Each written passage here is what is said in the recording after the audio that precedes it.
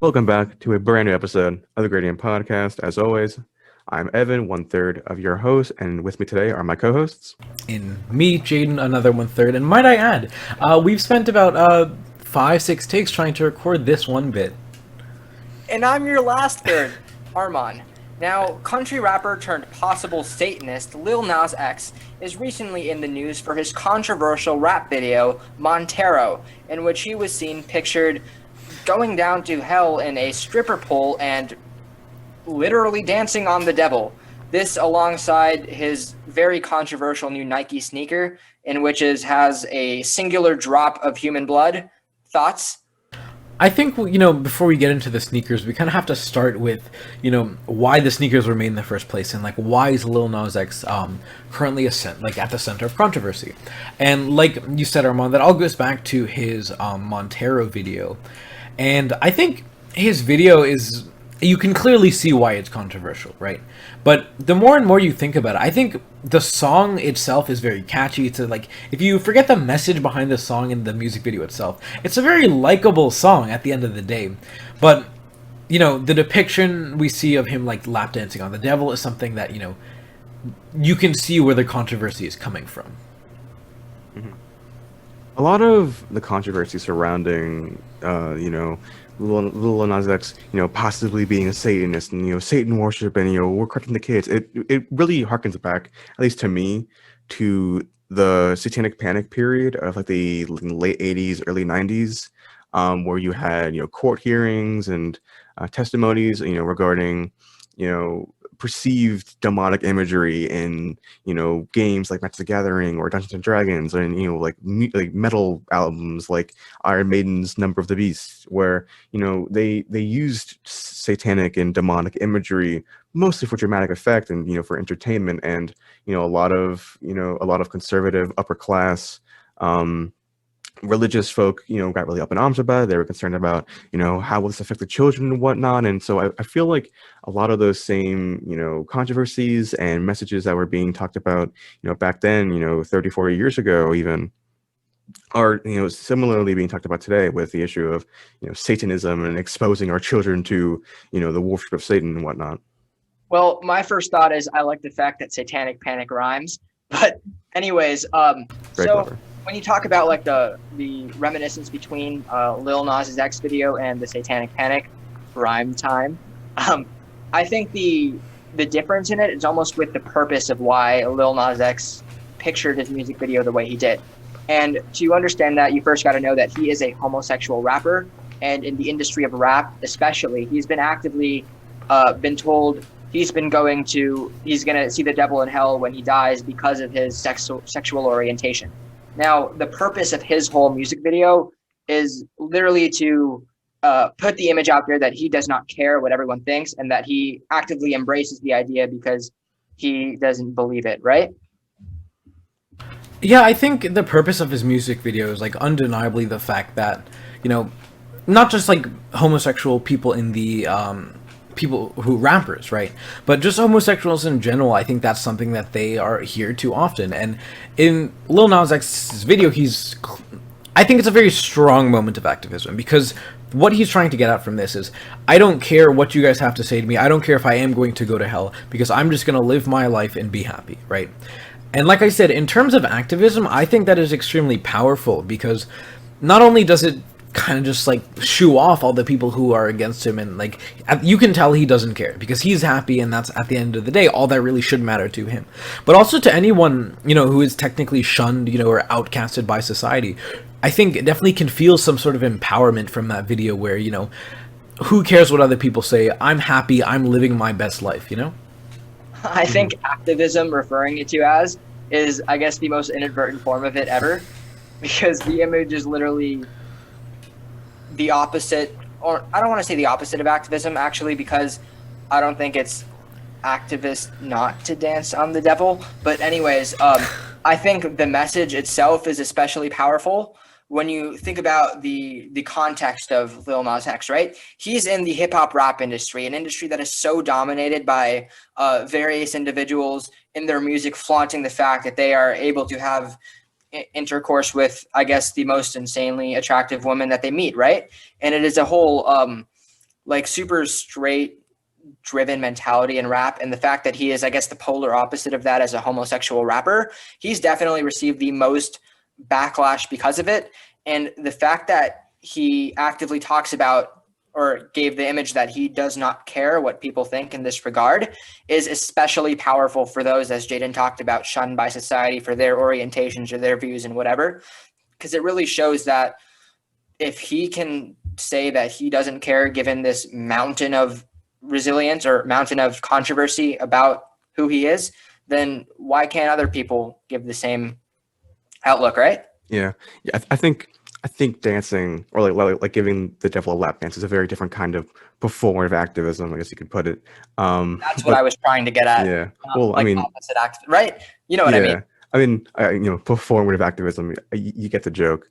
But I think, kind of with Lil Nas X, being incredibly prideful in his sexual orientation, wearing it on his sleeves, basically all times, especially during the music video where it's very, he's very explicitly proud of his homosexuality. I think it's a very important thing for the hip hop and the rap scene, because, a lot of the imagery surrounding, male rappers in the scene is, it's very, as our mom was putting it, very, very, centralized towards heterosexuality. It's all about, getting women and, with, strippers and all that kind of stuff. I mean, a strip pole was used in the video, but I digress. Yeah. But there's been a lot of controversy, a lot of like anti-homosexual sentiments in the rap scene. I can't think of too many off the top of my head. The most prominent one that comes to mind, of course, is like with Eminem, where his controversy surrounding his use of the F word, not not the normal one, like the really bad F word that you shouldn't say. You're gonna say either of them for you should say. I mean, we won't say either of them for the My podcast. monetization. You really shouldn't. Yeah, you really shouldn't say the really bad one that we're talking about. Don't want to be canceled at the Gradient Podcast. Yeah. His repeated use of that F word, was one of his one of his major controversies. So that kind of anti-homosexual sentiment, the way it kind of goes against the very heterosexual centralized view of or I guess perspective on rap and hip hop. I think it's very important to have someone who is very open about the homosexuality and not afraid to make songs and music videos and honestly maybe even entire albums about his sexual orientation.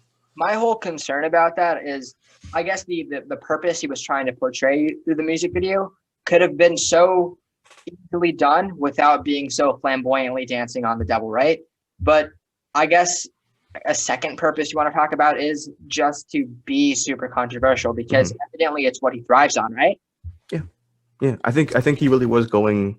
I think is one of his main goals, not his main goal, but one of his primary goals was being provocative, being stirring the pot, causing controversy. With it, right? It's something that Lil Nas X has thrived in. He is someone who is not only comfortable but has probably lived in controversy for most of his career, and is he really feeds off of it. So I think he was one of his major goals was definitely being provocative in his music video.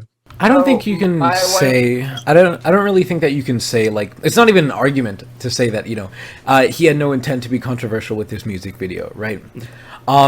He wanted to be. He like Lil Nas X has never been one scared of controversy. He's never been shy, and I think especially with this music video, it's kind of just a big message to like anyone who's ever like opposed him for his sexuality. Just to say, like, you know what, you can spend your time ranting on Twitter. I like, you can send all your twin longers. I'm just over here having a good time. Like, I'm happier than you are, most likely. Like, I'm living a better life, and I think like he got his message across.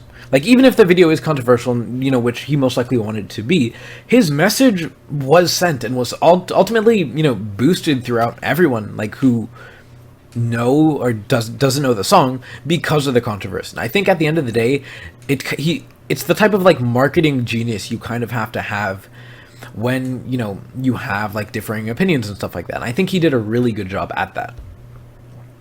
So this is where I somewhat disagree with you, and I like that you talked about the marketing genius behind this controversy, right? Do you think the controversy, or at least what I think is the controversy surrounding it, obviously was to make the purpose more well known, that he doesn't care about what you think about his sexual orientation? But I feel like a little bit of a catalyst for being so controversial was to better market his shoes that have the drop of blood in them. I mean, that's an argument you can make. I don't really I don't think it's fair to say that his purpose for doing all of this was to make money, because in theory, if, you know, he really just was only doing this to make money off his shoes, like, he wouldn't limit the amount that they were and all that, right? But I think that, you know, I think it's not unfair to say that money played a factor into it, but undeniably, like, he made the video and he published the video to kind of send that message to people, right? Mm-hmm. Yeah, I think the success of the shoe sales was definitely more of a it's an added bonus, you know. Yeah, why not? more like, I don't want to say it was a positive side effect, but it was intentional, but it wasn't the main focus per se. It was more just something that, you know, they did in addition to it that I'm sure Lil Nas X had a lot of creative input on, you know, in terms of the design. I'm sure he was very proud of it, you know. So it's something that he wanted to sell. So Lil Nas X sends out, you know, the fire tweets and then sends out some fire kicks. It's really the 1-2 combo. The 1-2 combo. I agree with you in the sense that I guess the whole bigger picture of it was to, I guess, like, make his purpose more well known, about that he doesn't care about what you think about his orientation. But I think just referring to the market of the shoes as just an added bonus is a little bit diminishing it a little bit, because I think it was a little more of a motivation, but not the major motivation. That being said, can we talk a little bit more about the shoes themselves? What do you guys think about the fact that they put actual human blood into I it? think the first question that anyone should have, like, when thinking about the shoes is, whose blood is in this shoe? Right? Where did this come from? There need blood in this world for searching. What is this? And this man just put it in shoes. Lil Nas X just hijacked one of those, like, big red buses outside the movie theater and said, "I'm gonna be borrowing this." I'm picturing one of those red buses, and after someone donates blood, he rips off the sign that says the red bus. And it's just Lil Nas shoe fun. See, now I'm imagining he's like in like a very like classic like cartoon burglar outfit, and he's like tiptoeing around this big sack, it's just full of blood. You ever seen the thing in The Dark Knight where the Joker is wearing the nurse's outfit? I feel like that's Lil Nas X. You guys ever seen like, you know, when people like steal gas from cars or like steal oil from like behind restaurants, they just have like the pipe, like, you know, it's an actual red bus inside there, but Lil Nas X just got his pipe running down the street into his own little collection bin. Yeah. My other thought is this like medically safe? Because I don't know, like the effects of having blood, like old blood in your shoes, would that like smell or anything? Well, it's like in a glass container, right? Yeah, I know it's not the first time people have gotten mad celebrities were having blood in glass containers. I know, I believe it was Machine Gun Kelly, right? He had like a vial that was like a significant other's blood on a necklace, and people were like, "That's weird, dude," because it is weird. It is weird. Like, I'm not gonna sugarcoat it. It's kind of a weird thing to do. How do you guys feel about how the shoes actually look, though? Because I just pulled up a picture here, and like, you know, they're I think, if you were to just exclude like the pentagrams from the shoes, like, it's a pretty good looking shoe, right? You ignore the satanic imagery. Pretty nicely. If you ignore the purpose of the shoe, the design of the shoe, it's a pretty good shoe.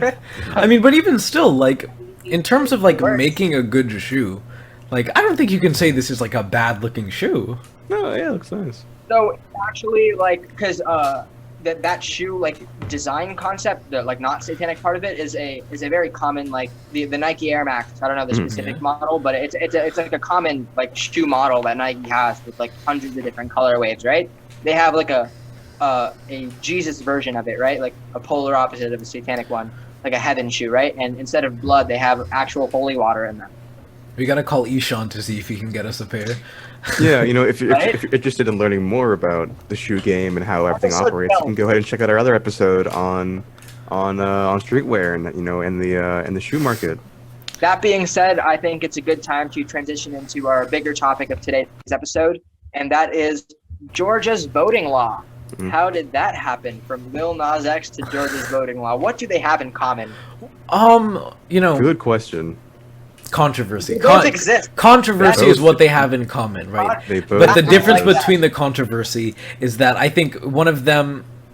No, one of them wait is a minute. about the devil, and the other one's about giving people water. I just made a transition. You just undid the transition, Armand. Anyway, but I think, you know, there is a lot of controversy surrounding these new Georgia voting laws, and I don't think it's with 100% it's fair, right? Because at the end of the day, I think the only way you can approach these Georgia voting laws is that the losing party of an election is trying to make it harder for the winning party to win the election and trying to, increase their hold and strengthen their hold into like our system of government, right? Because at the end of the day, like if you look at the actual changes that they passed, you could tell that some of these changes are very systematically designed to, when it comes to things like Sunday voting, right, and early voting, they're very systematically designed, and specifically in Georgia, to hurt the African American vote, right? And that's something that we all know, in Georgia specifically tends Democratic, right? And it really nowadays, right? Yeah, and it was definitely like one of the reasons why Joe Biden did very well in that state, and it's kind of sad to me that this is the state of our democracy where the losing party doesn't say, hey, how can we become a better party? How can we appeal to voters more? Their narrative is now, hey, we can still be our same party, but how do we make it harder for everyone else to win, Right? It's almost like a sore victory, right? Yeah. Well, sore loss, not a victory. They didn't win. Sore loss, sorry. Yeah. My apologies. I think the controversy around the bill specifically is, or I guess the justification for the proposing party is, how does the law itself limit the African American vote? And Jaden, can you clarify that? Yeah, so I pulled it up right here, and what the law does is it limits the days before a general election where you can get a mail-in ballot application. It requires voter IDs, right? It limits the freedom you kind of had before with absentee ballots, and it also made changes to early voting specifically where it shortened the period, and it also, I believe, made voting harder on Sundays, right? And these are all things that, like, if we go back to the 2020 election and we look at the trends, early voting, absentee voting, all favored Democratic, right? We see that Sunday voting favored a lot of, we talked about it in our actual election episode, souls to the polls, right? These type of things are what kind of empower and strengthen African American communities and different communities to be able to exercise their right? And laws like this, which might I add is not just in Georgia, but states all over the country who are enacting similar laws to these, is what's slowly stripping away these people who fought for their rights so long ago, their simple right to vote in our elections. Mm-hmm. So my one question about the controversy, at least, is first let's clarify things. I think we can universally agree that, at least in this instance, we all lean liberal, right? Yeah, for the most part. Yeah, I think that's like a good thing to put out. Like, I know me specifically, I tend to lean left, but they're definitely like, I think it's very important just in general that, people don't just say, I lean left, I'm going to vote left. Like, this is what I believe. You need to be like, this is what I believe on any specific issue. This is what I'm going to vote for. So, Yep. So, Just put that out there. obviously we can agree, or like as Jaden just talked about, how the Georgia voting law is like an indirect limit to the Democratic vote, and more specifically the African American vote into in the Georgia elections, right? That being said, do you think it was a bit of an overstatement? Because we have to be a little critical of our own party as well. Do you think it's a bit of an overstatement for Joe Biden to refer to it as reminiscent of the Jim Crow era? Because that paints a horrible picture on the conservative people who proposed the bill. And do you think that was fair of the president to do? I think in terms of, well, one, in terms of Joe Biden as a political figure trying to rally support for his cause, I think making a seemingly hyperbolic statement will get more people riled up. So, as his goal as a political figure, as a president, as someone who's trying to, get his base to follow his lead, I think making the hyperbolic statement was important just in that aspect. But I think the general, idea of a statement of how, it's restricting the African American vote, I mean, I think that definitely rings true. Is it to the same extent as Jim Crow laws? Obviously not. I mean, by no means whatsoever.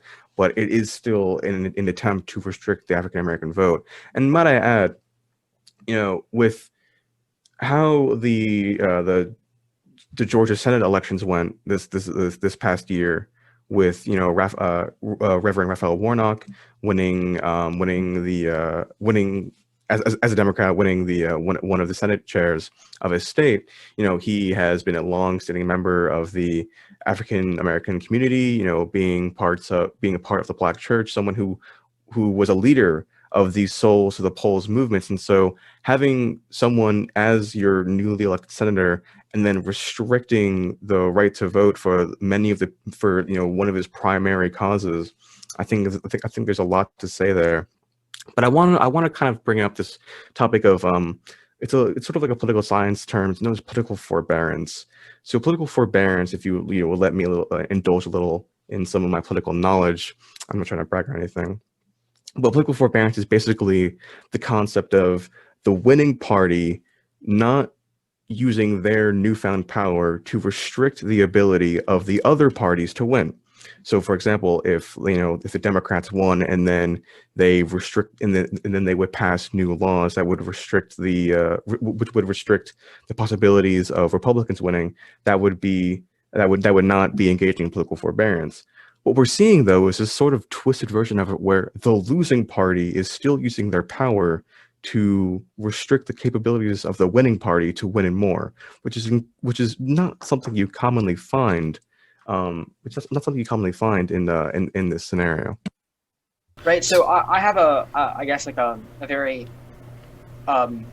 very loose comment on this, because it's a lot, right? I have to wrap my head around it, right? So it's not going to be super well vocabularied, right? So on the topic of political forbearing, I remember when Joe Biden got elected, it wasn't verbatim, but I remember him saying something along the lines of, when he operates as president, he's going to be a representative of not only his party, but America as a whole. And obviously that's the Democratic and the Republican Party, right? So when you talk about the Georgia voting law in specific, him calling it a figment of Jim Crow, obviously it was to further the support of his party, but it's a difference between, I guess, how do you put it? In terms of helping his party, it was a positive. In terms of morality, it was a bit of a indifferent statement, right? And I think that's where the role of the president shouldn't be. I think being a representative of the whole United States, meaning he should focus on a little bit more of the morality instance than specifically his party, like lobbying for his party. I think he should have left the lobbying and calling it a reminiscence of Jim Crow. He should have left that to senators and congressmen of his own party, the Democratic parties, rather than him saying it himself. I think that would make him more abiding to the political forbearing, as Evan said, and I guess a better leader of the universal both party system, right? I'm actually going to have to disagree with both of you here on this one, because starting off, with just the question, was it fair for him to say that it's reminiscent of Jim Crow? I think 100%, because at the end of the day, when you are trying to operate in a democracy and you have people trying to limit voting rights for specific groups of people, I mean, like Evan said, Jim Crow was, kind of a more extreme of that. But at the end of the day, these are the things that we tried and kind of thought we solved over these past, 30 years, couple of decades, right? And they're still present. I think, this is still, again, a reminiscent of these same old laws that we had back in the 20th century. Right. But also, in terms of, the argument of, oh, Joe Biden's supposed to unify the country. Joe Biden, when he says something as polarizing as voting restrictions are bad, it's not going to unify the country. I mean, we saw that he kind of shifted his narrative from, okay, I'm going to try and get Democrat and Republican elected leaders to agree with me, to I'm going to do what the American people want me to do, right? And if we kind of go with that new narrative that he set, Americans genuinely don't agree with voting rights restrictions, right? There's been polling that shows that the things that Biden has done, specifically, calling voting rights out issues and stuff like this, and just in general, that most Americans don't actually agree with it. So in terms of unifying the country, I mean, we've seen the right, and we've seen conservatives really just kind of polarize themselves and say, hey, we're not going to agree with Biden on most issues, right? Even if the American people agree with it. But in terms of actually unifying the country, most of the country agrees that people should have the right to vote, right? So I think he is not only accurate in saying that it's reminiscent of the Jim Crow laws, but I think he's also fair in saying it, because technically it does still align with his, position to unify the country if we're unifying the actual citizens rather than the people who are just here to, disagree with him. To clarify real quick, because I know Evan has something to say that To clarify really quickly, I want to make it known that all of us disagree with this Georgia voting law. We do think that restrictions on anybody voting is like horrible and not a good thing Wait, at you all. guys thought I agreed with it? No. I, like juxtaposing what you said next to what I said made it seem like I agree with it. But I do not agree. I just think it's a little bit extreme of Biden making the polarizing statement. I do think it needed to be said, but I don't think it should have been said by him, if that makes sense. Evan, you looked like you had something to say before. Anything you'd like to add? No, I'm good. No? Okay. No, I'm good. I mean, yeah, I think that's really, in terms of, the law itself and, the president's response to it, I think that's, a conversation that we could have for hours, if you can't tell. But moving on, I think another important, we'll say, consequence of this voting rights law being passed is that corporations like Coca-Cola and the MLB have actually kind of tried to distance themselves from the state of Georgia. I know that the MLB, I believe, moved their All-Star game out of Georgia. Yeah, out of Georgia for when it was supposed to be played. How do you guys feel about that? Before I talk about that, I think we need to say Coca-Cola, did they distance themselves, like, advertising sense from the MLB? Or did they we can look right now. Right? Because I don't want to say anything and misinformed, right? Of course, yeah. But, I mean, we definitely know that they have been against the voting rights law. Like, this is something that they've said. But I can actually tell you right now. Give me 1 second. I think it was Mitch McConnell who said that corporations should distance themselves from the government. But that's one of the most hypocritical statements I've ever heard. I was about to say. Right? Like, if you make a career of giving corporations the freedom and the power to just, get rich, do whatever they want, and as soon as they disagree with you, you're like, hold on, stop. You guys can't do that. I think that is one of the funniest things I've ever heard from a politician. I think the most, best analogy for Mitch McConnell making that statement is how he's a pro-life individual who actively gets made fun of on SNL for like hating people, right? Have you seen those bits where he's like pictured here watching a child drown, right? And he's smiling. Have you guys seen that? No, I haven't watched SNL in a long time. Right, so on Weekend Update, whenever the two hosts talk about Mitch McConnell, it's always a picture of him happy, and he goes, pictured here watching children die, or like something like that, something horrible, right? Yeah. I mean, there's the old George Carlin bit about how pro-lifers are pro-life up until you're actually born, and then they don't care about you at all. Right? I think that analogy that's kind of made there is a perfect example of, or a perfect, second analogy you could make to his statement on the corporations, how it is so ridiculously hypocritical. Someone who's lobbied so hard for the corporations to exist freely in the government, to say that they can't have impositions on thoughts on the government. He's lobbied so hard for the freedom of speech, but the second that someone powerful against him wants this freedom of speech to do what they want, if it's against his agenda, he immediately tries to diminish the entirety of the situation. So let me just say, I found out that Delta and we missed Delta, which is a really big one, but Delta and Coca-Cola both released a statement just kind of stating that they were crystal clear opposing these new laws. Yeah. And another thing about these companies doing something like that, Mitch McConnell also said these companies should kind of stay out of controversial issues, right? And it was actually on the Trevor Noah show where I think he made a really good example where companies kind of should stick to controversial issues, because if they were just saying whatever they want to say, like if Coca-Cola just came out and released a statement, hugs feel nice, right?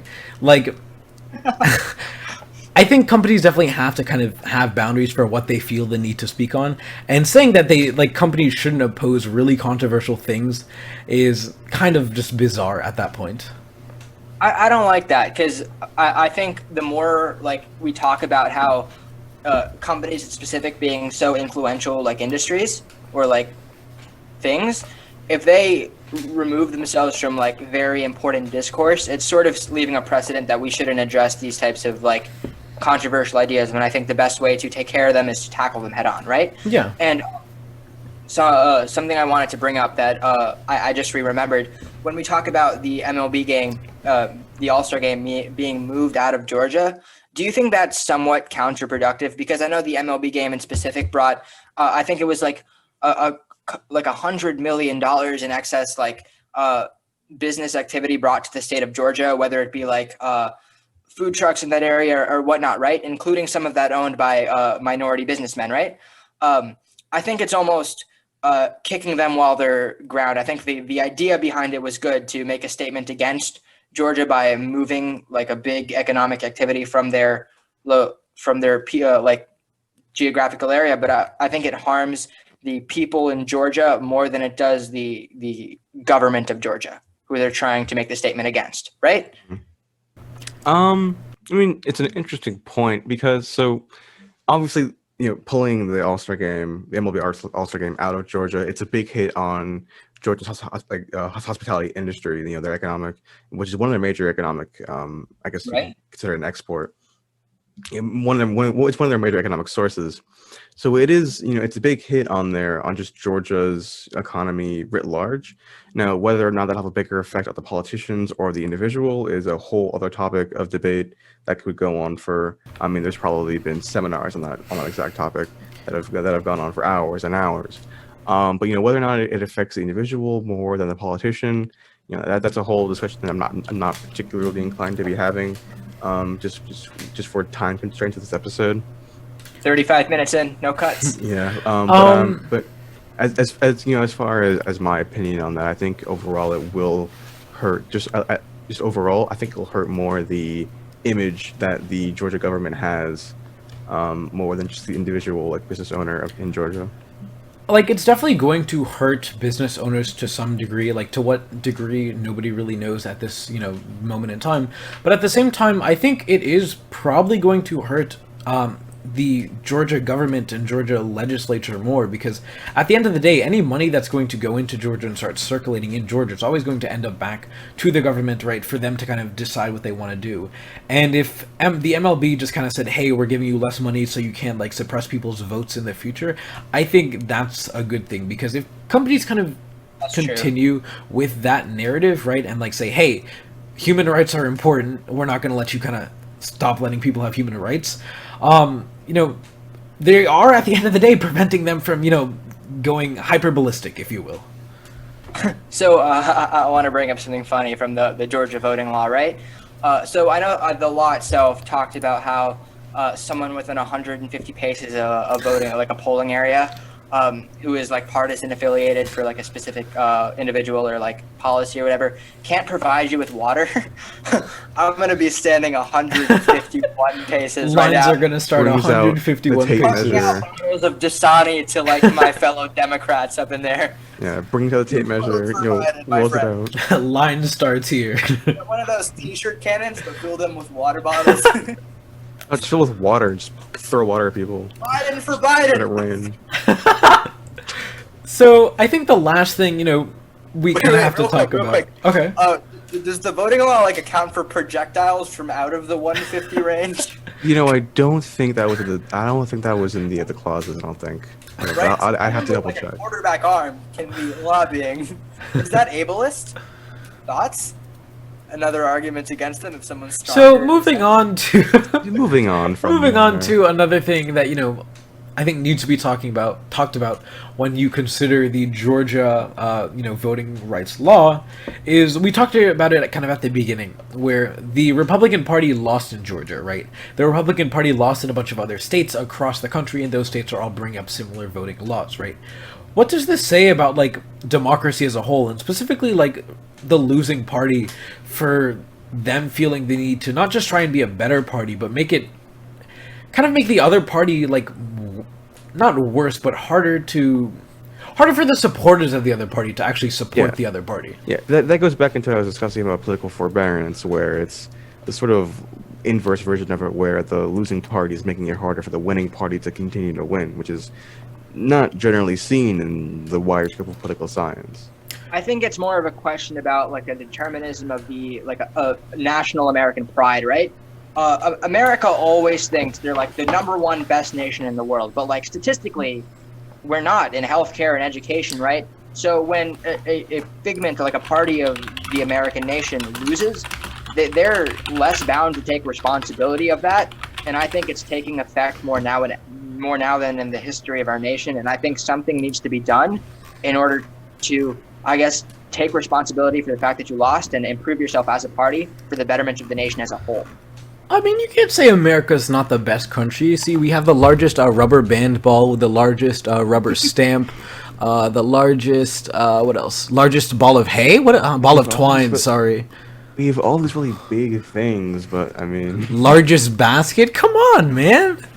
I mean, with the You know number what? one I stand country which corrected. is America is individual. the greatest thing in the world. Like, what was the point of MAGA? America was great always, right? No, but on a more serious note, though, do we think that, like, these attempts are going to...